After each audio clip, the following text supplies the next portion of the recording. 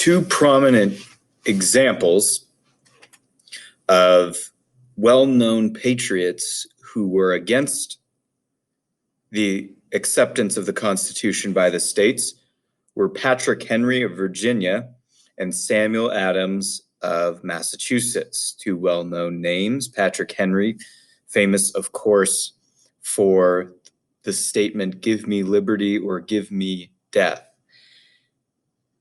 One of the radical revolutionary proponents towards separation from Britain, the independence of the states, and Virginia in history was kind of the leader in much of that movement that led to the American Revolution.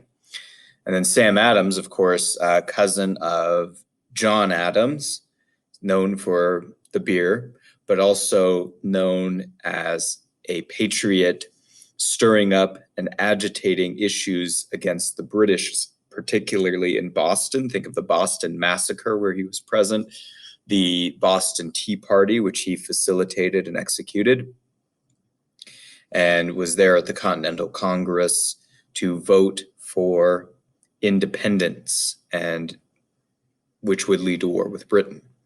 But both of these men in their states are severely against the acceptance of the Constitution. And if Virginia did not accept the Constitution, it is unlikely that other states would have accepted, because Virginia was kind of the leader of many of the states, probably the most important state if they were ranked in terms of power and influence. In addition, Thomas Jefferson believed Virginia should hold off on ratification of the Constitution until the Constitution had a Bill of Rights, which it eventually did get. But Patrick Henry argued in the ratifying convention, which was the gathering of people in Virginia to debate whether or not their state would accept the Constitution and then to finally vote. Patrick Henry argued against the acceptance of the Constitution on this basis. He says, "Sir, give me leave to demand, what right had they to say, we the people? Who authorized them to speak in the language of we the people instead of we the states?" This is an interesting question, an interesting criticism of the Constitution. Who gave the 55 men at the Philadelphia Convention the right to speak in the name of the American people? They're not the full American people, nor were they representative of the full American people. They were there as state delegates, state representatives to edit the Articles of Confederation. What right have they, asks Patrick Henry, to claim that they speak in the name of the people? Why wouldn't they start the Constitution with "we the states"? If states are the parties to the contract of the Constitution, why not speak in the names of the actual parties who are joining, ratifying?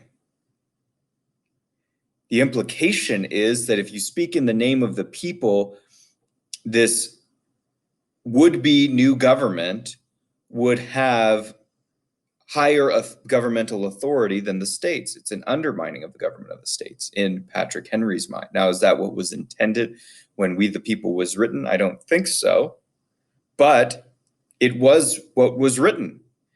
And there's no background information of what was being said and debated and why things were written at the convention. So this is what Patrick Henry and many others are thinking. He goes on to say, states are the characteristics and soul of a confederation, meaning the states, by joining together, create the situation of union, being united. But now that union is going to somehow be greater than the states. And so he says states are the characteristics and soul of a confederation, meaning to have a confederation, you have to have states, you have to have countries that are in an alliance with one another. And that alliance is defined by usually a written document. But if you speak in the name of the people, you're speaking as a nation, which means one government. He says, if the states be not the agents of this compact, it must be one great consolidated national government of the people of all the states. The people gave them no power to use their name, which is an interesting point. So he brings up that the 55 men at the Philadelphia Convention did not have the authority to represent the whole American people. That's not what they were there for. And not all 55 even signed the finished Constitution. Therefore, speaking in the name of people, in the estimation of Patrick Henry and others like him, is a pretty bold assertion that he believes they didn't have the authority to make. The men at the convention were delegates to represent their states. Many feared that the new Constitution sought to usurp the power of the state governments by one national government, and thereby doing a counter-revolution, undoing the American Revolution by surrendering the independence for which the states had fought, but this time surrendering it to a US national government, an American national government, rather than a British national government. But the principle is still there, either way. Sam Adams, Massachusetts, criticized the Constitution. He said, if the Constitution, basically he says this, makes an analogy. He said, if the Constitution was a building, I would trip over the front door. Meaning as soon as he started reading, he recognized there were problems. He believed that there were problems. And this is, listen to what he says. Listen to how he criticizes the idea of we the people preamble of the Constitution. He says, I confess, as I enter the building, Constitution, I stumble at the threshold, trip over the front door. I meet with a national government instead of a federal union of sovereign states. Now, originally, even the title United States was not the title of a national government, but was the title of the states that happened to be united. The states were united in an alliance, which created a union, which was defined by a written constitution, either the Articles of Confederation or the US Constitution. So he says, look, the states are independent sovereign states. They're self-governing countries with their own governments, their own institutions, their own culture, their own decisions. That was what the revolution had been fought to achieve.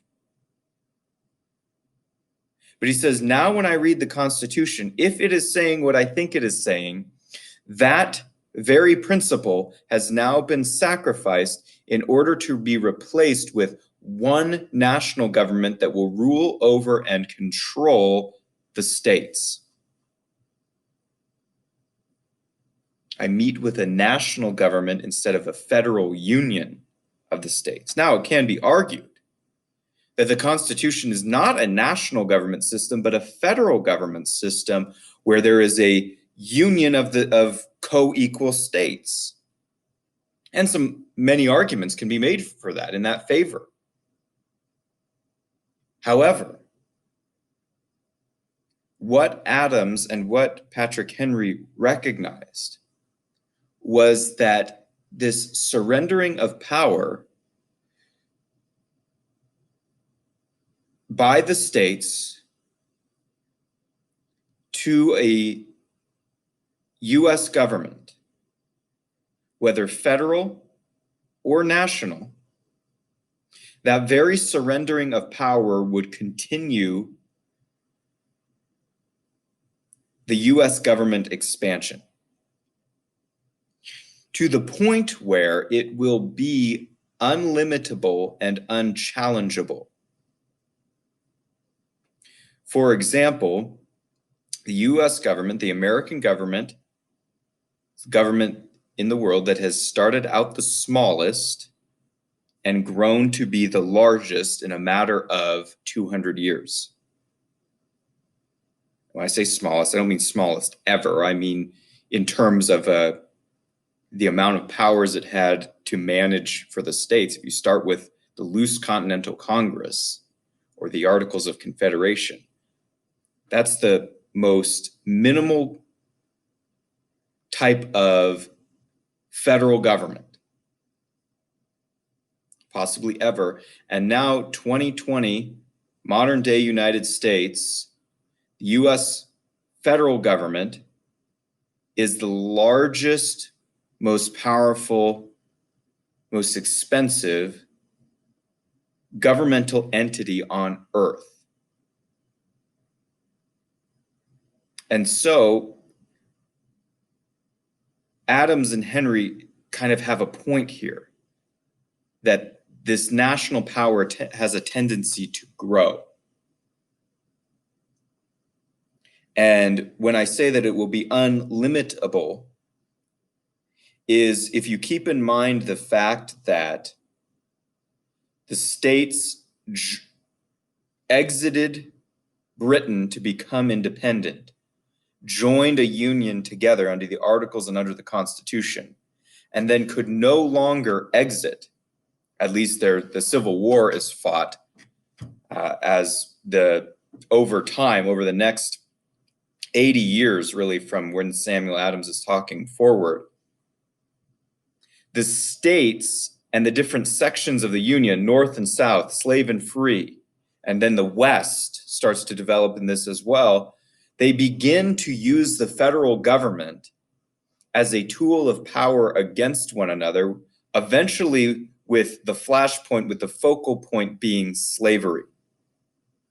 But slavery represented also a competition for power between different sections of the country. And so different sections of the country sought to empower the federal government against those with whom they disagreed. And then the other side sought to do it to them. Even though they didn't want that power to be used against them, they did want that power to be used for them. And in doing so, they continued to accept incrementally, step by step, powers growing that entity of the US government.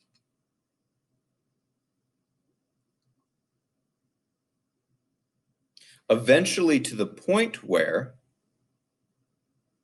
the southern states feel that they have lost in their ability to control the US government, and they believe that the northern states will take advantage of that and will either end slavery or do other things that they do not agree with, and will use the federal government to coerce them into that.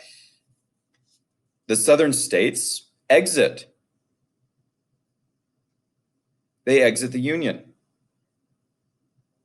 And then a war is fought to prevent that reality from happening. And while the Civil War, one of the results is that chattel slavery is ended, one of the positive results with the 13th Amendment and other actions is that slavery is brought to an official end in the United States. It is brought to an end through the achievement of political slavery. Now, you could argue, are they same in quality or whatever? But my point is that if states can no longer choose not to be a part of the United States when they originally joined, just like happened in the Declaration of Independence and in the Revolution, there is no practical way to limit the expanse of power in the US federal government. And so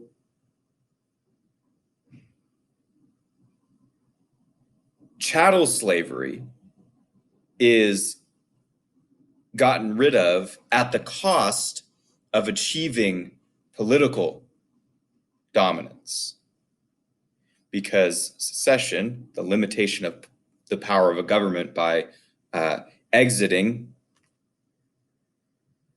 is a threat to a national government system. And so the very principle of the revolution, that states may withdraw their consent and become independent, is finally demonstrated to be non-existent. And if you asked Samuel Adams, he would have said that that happened once the states accepted the Constitution. That it was a matter of time where things were set on a trajectory where the US federal government would continue to expand power as a national entity and would eventually be the final authority of government in the United States. So he says, I am not able to conceive why the wisdom of the convention led them to give preference to the former before the latter. Why a national government instead of a federal union? He says, if the several states in the union are to become one entire nation under one legislature, lawmaking body, the powers of which shall extend to every subject of legislation, meaning able to make laws over anything and everything without any type of practical real limits, and its laws be supreme and control the whole, meaning the US laws supersede all other laws. He says the idea of the sovereignty in these states must be lost. He says, if I am understanding, we the people, if I am understanding the Constitution to be the national government that I think it is, the idea of the American Revolution is gone. The ideals of the Declaration of Independence are abandoned. The independence of the states is no more. And the revolution for state independence and local self-government by those states was effectively abandoned. And many do not agree with Adams, they have a great appreciation for the Constitution, which there's warrant for. But if Adams was right, in his view, the revolution ended officially in 1783 when Britain acknowledged American independence, acknowledged all 13 of the American states. He said that that reality of the goal for which the war had been fought, that the states could be self-governing entities, independent of a higher government, that reality only lasted 5 years until 1788, when the states, in his view, abandoned that principle in order to accept the Constitution. So the stakes were very high, and people had some very serious criticisms that they brought against the Constitution. And some were very intuitive of the results. Now, it doesn't mean that their predictions were all accurate. However, it is inarguable that the size and scope of the American federal government grew over time. But that may have been the case without the Constitution.